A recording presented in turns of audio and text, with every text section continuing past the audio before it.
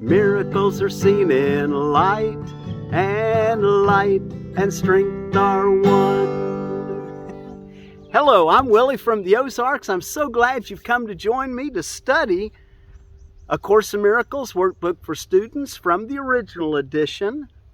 This lesson is lesson 111, which is the first of the third review's lessons. And it's Miracles are seen in light, and miracles are seen in light and strength are one. Before we read the lesson, let's go look at the preface for the review. Our third review begins today. We will review 2 of the last 20 ideas each day until we have reviewed them all.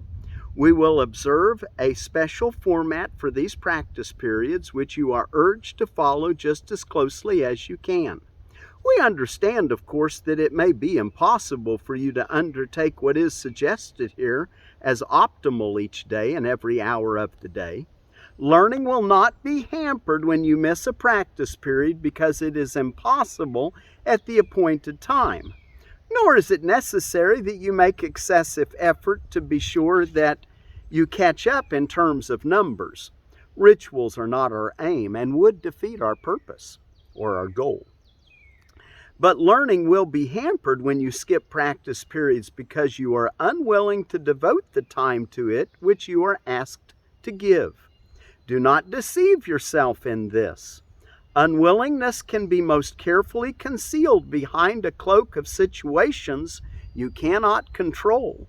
Learn to distinguish situations which are poorly suited to your practicing from those which you establish to behold a camouflage for your unwillingness.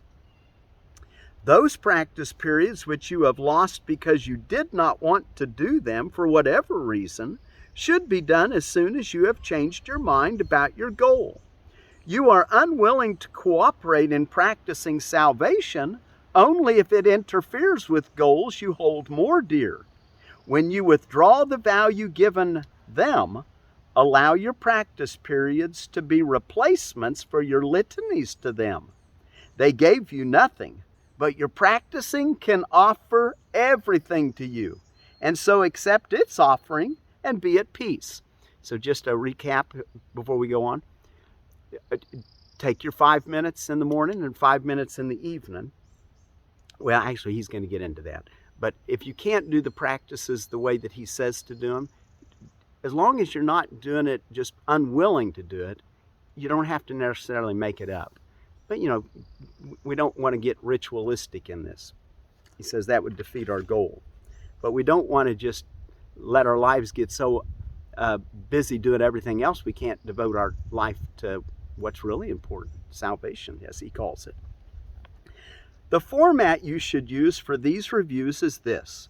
Devote 5 minutes twice a day or longer if you would prefer to considering the thoughts that are assigned. Read over the ideas and comments which are written first in each day's exercise and then begin to think about them while letting your mind relate them to your needs, your seeming problems, and all your concerns. Place the idea within your mind and let it use them as it chooses. Give it faith that it will use them wisely, being helped in its decision by the one who gave the thoughts to you. What can you trust but what is in your mind? Have faith in these reviews. The means the Holy Spirit uses will not fail. The wisdom of your mind will come to your assistance. Give direction at the start, and then lean back in quiet faith and let the mind employ the thoughts you gave as they were given you for it to use. So you'll take your 5 minutes in the morning or longer. I'd encourage you to take a little longer, but 5 minutes is all he's asking. And the same in the evening. Hopefully the last hour before you go to sleep. If you can, right before you go to sleep, the last minute, last 5 minutes. Sometimes that doesn't work so well for some people. And then in the morning, if you can do it the first 5 minutes when you wake, you'd be way better off. But if not, at least sometime in the morning, he tells us. You have been given them in perfect trust, in perfect confidence that you would use them well, in perfect faith that you would see their messages and use them for yourself. Offer them to your mind in that same trust and confidence and faith It will not fail. It is the Holy Spirit's chosen means for your salvation. Since it has His trust, His means must surely merit yours as well. We emphasize the benefits to you if you devote the first 5 minutes of the day to your review and also give the last 5 minutes of your waking day to it. If this cannot be done, at least try to divide them so you undertake one in the morning and the other in the hour just before you go to sleep. The exercises to be done throughout the day are equally important and perhaps even of greater value. You have been inclined to practice only at appointed times and then go on your way to other things without applying what you learned to them. As a result, you have gained little reinforcement and have not given it the opportunity to prove how great are its potential gifts to you. Here is another chance to use it well. In these reviews, we stress the need to let your learning not lie idling by between your longer practice periods. Attempt to give your daily 2 ideas a brief but serious review each hour. Use one on the hour and the other one a half an hour later. You need not give more than just a moment to each one. Repeat it and allow your mind to rest a little time in silence and in peace. Then turn to other things, but try to keep the thought with you and let it serve to help you keep your peace throughout the day as well. If you are shaken, think of it again. These practice periods are planned to help you form the habit of applying what you learn each day to everything you do. So you're going to try to bring it with you throughout the day. Do not repeat it and then lay it down. Its usefulness is limitless to you. And it is meant to serve you in all ways, all times and places, and whenever you need help of any kind. Try then to take it with you in the busyness of the day and make it holy, worthy of God's Son, acceptable to God and to yourself. Each day's review assignment will conclude with a statement of the thought to use each hour and the one to be applied on each half hour as well. Forget them not. The second chance with each of these ideas will bring such large advances that we come from these reviews with learning gains so great that we begin again on solid ground, with firmer footsteps and with stronger faith. Do not forget how little you have learned. Do not forget how much you can learn now. Do not forget your Father's need of you as you review these thoughts He gave to you. Okay, and we'll add that little last paragraph to our song today when we close. Lesson 111, for morning and evening review, miracles are seen in light. And then and under the miracles are seen in light, it says, I cannot see in darkness. Let the light of holiness and truth light up my mind, and let me see the innocence within. And then reviewed lesson 92 on the half hour of the day. Miracles are seen in light, and light and strength are one. I see through strength, the gift of God to me. My weakness is the dark His gift dispels by giving me His strength to take its place. So on the hour today, say miracles are seen in light, and then take a moment, if you can, close your eyes just for a moment and be at peace. And then on the half hour, do the same thing, but say miracles are seen in light, and light and strength are one. Okay, we'll come back to that before we leave part today, but let's go take a look in our text reading. And we're ready for chapter 12, the problem of guilt. And the problem of guilt. While you're turning there, let me tell you about what's going on around the world. It's Big Word Day, Blue-Green Day, Bulldogs are Beautiful Day. We want to learn to see that everything is beautiful. International Hemp Day, Keep Off the Grass Day, Kindergarten Day, National Chocolate Covered Cashew Truffle Day, National Pet CBD Day. Not just National Pet, not National CB Day, and not National Pet Day. National Pet CBD Day. Who in the world got that? National Surprise Drug Test Day. Another one. What in the world? National Tea Day. National Yellow Bat Day. Queen's Day. Queen's birthday. San Jacinto Day, when Texas gained its independence from Mexico in 1836. Thank you for Libraries Day. Thank you for libraries. They are a nice thing, aren't they? We have one on our phones now, though, pretty much, don't we? What something to be thankful for. Tuna Rights Day, a day to be more aware of the ecosystem that tuna and other fish like them live in the seas. Keep it clean. World Creativity and Innovation Day. And to keep the world clean, we've got to do something with plastics. Well, here's maybe a solution. Hemp, since it's National Hemp Day. Hemp or Cannabis sativa. Hemp is used to make a variety of commercial and industrial products, including rope, textiles, clothing, shoes, food, paper, bioplastics, plastics that'll break down, insulation, and biofuel, fuel that gracefully goes back into the environment. So we want to start thinking more of using these kind of products, hemp in particular. Okay, and the difference between what we talked about yesterday is that a lot of cannabis sativa is the same plant is grown for the high THC content, or it's grown with hardly any THC content and grown mainly for the fibers. And so when you call it hemp, you're looking at it through the eyes of its usefulness as fiber. It's the same plant though.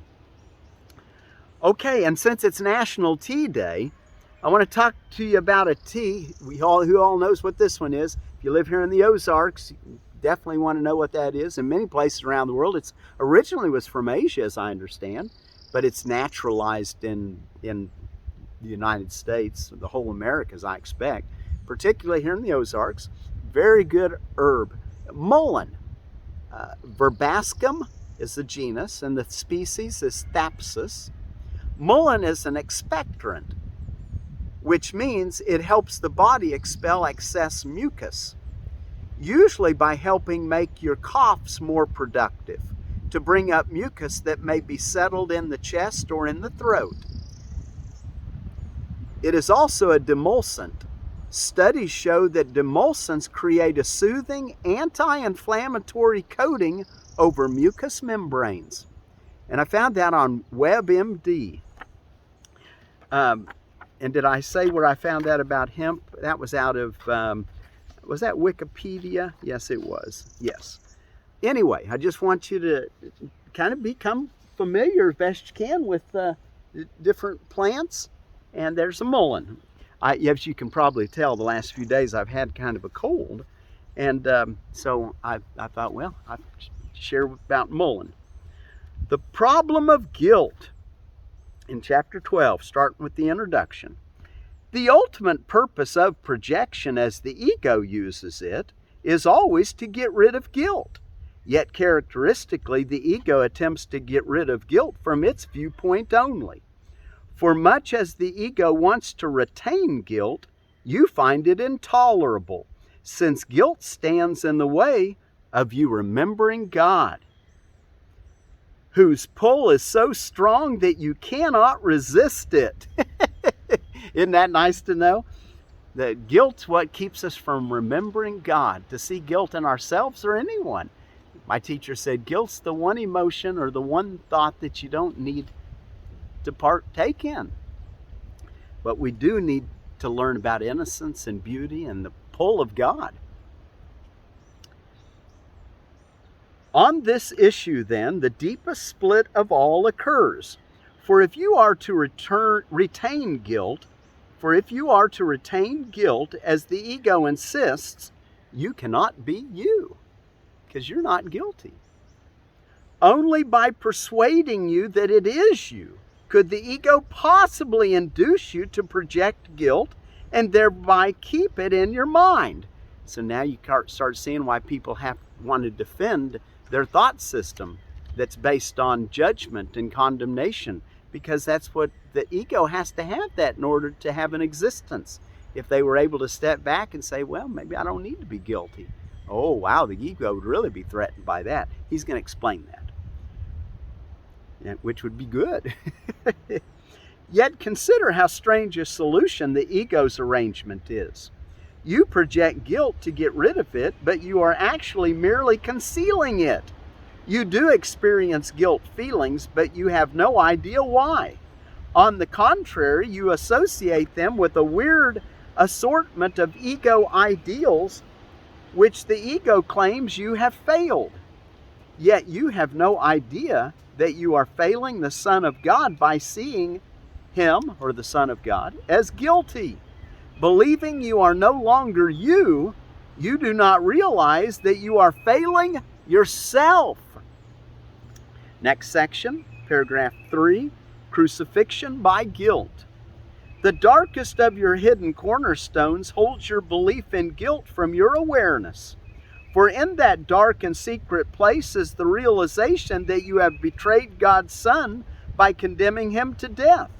You do not even suspect this murderous but insane idea lies hidden there, but the ego's destructive urge is so intense that nothing short of crucifixion of God's Son can ultimately satisfy it. It does not know who the Son of God is because it is blind.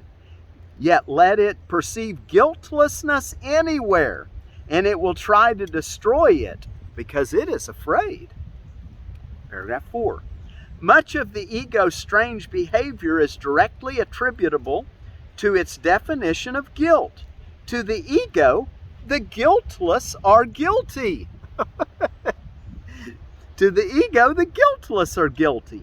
Those who do not attack are its enemies, because by not valuing its interpretation of salvation, they are in an excellent position to let it go. They have approached the darkest and deepest cornerstone of the ego's foundation. And while the ego can withstand your raising all else to question, it guards this one secret with its life. For its existence does depend on keeping this secret. So it is this secret that we must look upon calmly. For the ego cannot protect you against truth. And in its presence, the ego is dispelled. In the presence of truth, the ego is dispelled. In the calm light of truth, let us recognize that you believe you have crucified God's Son. You have not admitted to this terrible secret because you still wish to crucify Him if you could find Him. Yet the wish has hidden Him from you because it is very fearful, and you are afraid to find Him. You have handled this wish to kill yourself by not knowing who you are and identifying with something else. You have projected guilt blindly and indiscriminately, but you have not uncovered its source. For the ego does want to kill you, and if you identify with it, you must believe its goal is yours. We once said that the crucifixion is the symbol of the ego. This is in paragraph 6. We once said that the crucifixion is the symbol of the ego. When it was confronted with the real guiltlessness of God's Son, when it was confronted with the guiltlessness of God's Son, it did attempt to kill Him. And the reason it gave was that guiltlessness is blasphemous to God. Remember, even when Jesus walked the face of the earth and they tried to kill Him, what was it for? Because they said He was blasphemous to God. That He said, I'm one with God. He would have said they're one with God if they'd taken time to listen. And that was really what He was saying when He said, I'm the way, the truth, and the life. No one comes to the Father but by me. He could have said, I'm the way, the truth, and the life. No one comes to the Father but by seeing the Father in your brother. Okay, let's go on. We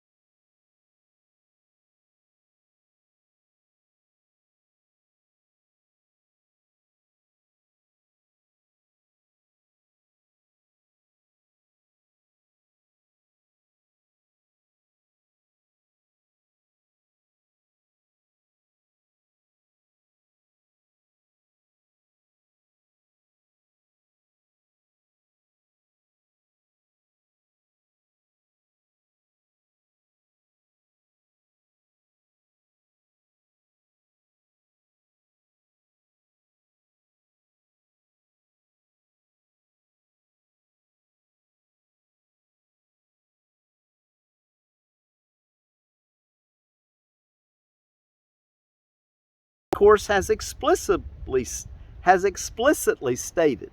This course has explicitly stated that its goal for you is happiness and peace. Yet you are afraid of it. You have been told again and again that it will make you free, yet you react as if it is trying to imprison you.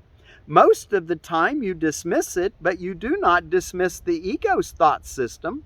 You have seen its results and you still lack faith in it.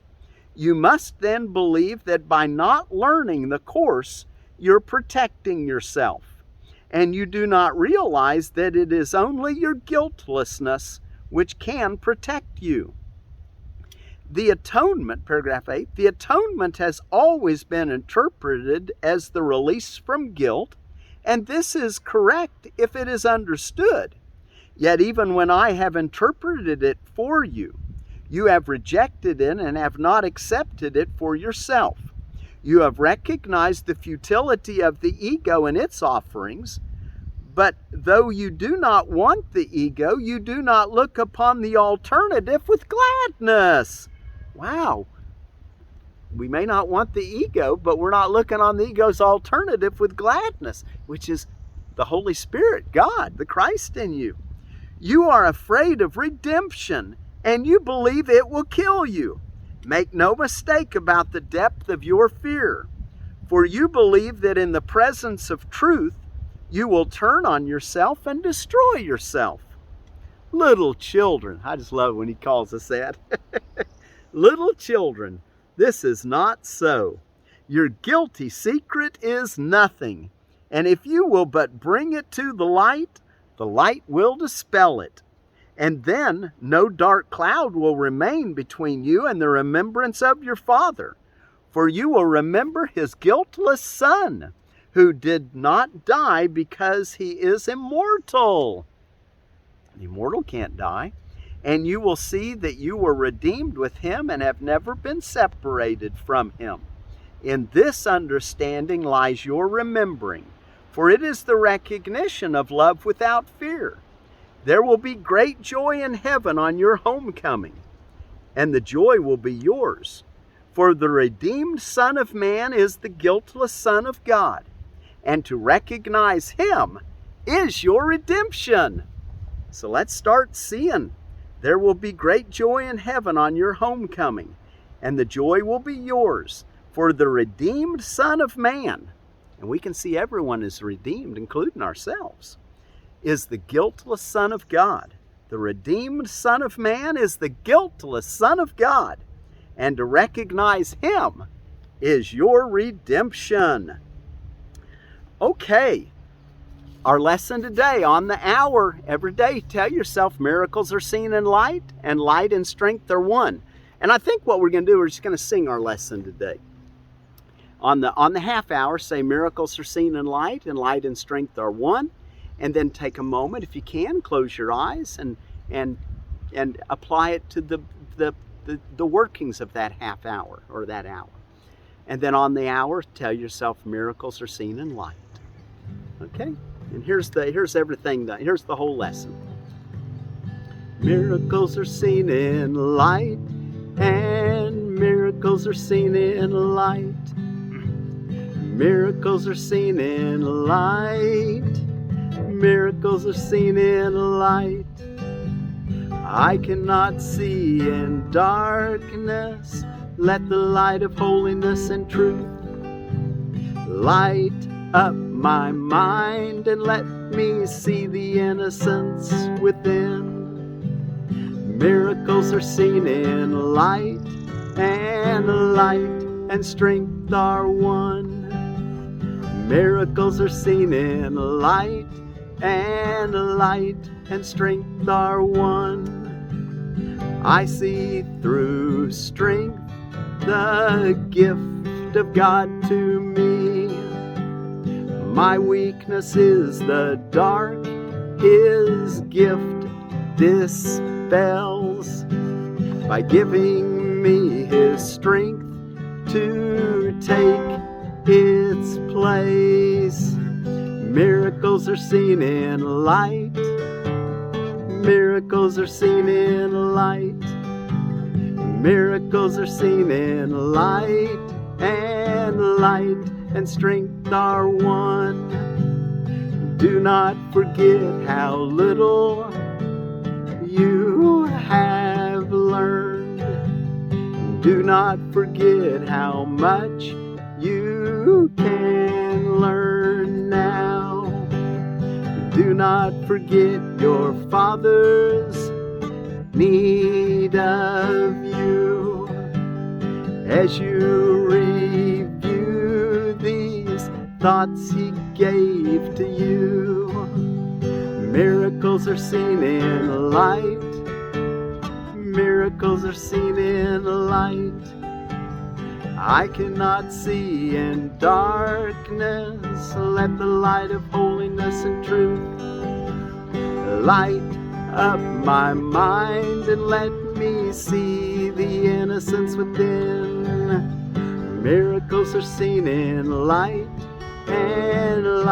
and strength are one. I see through strength the gift of God to me. My weakness is the dark His gift dispels by giving me His strength to take its place. Do not forget how little you have learned. Do not forget how much you can learn now. Do not forget your Father's need of you. As you review these thoughts He gave to you, miracles are seen in light. Miracles are seen in light. Miracles are seen in light and strength are one. Miracles are seen in light. Miracles are seen in light. Miracles are seen in light and strength are one. Miracles are seen in light and strength are one. Thank you all so much for joining me. Try to apply your lesson to to what's going on in your every hour of your day, of your waking day. It'll happen automatically at night while you're sleeping if you do it during the day, I think. Miracles are seen in light and strength are one.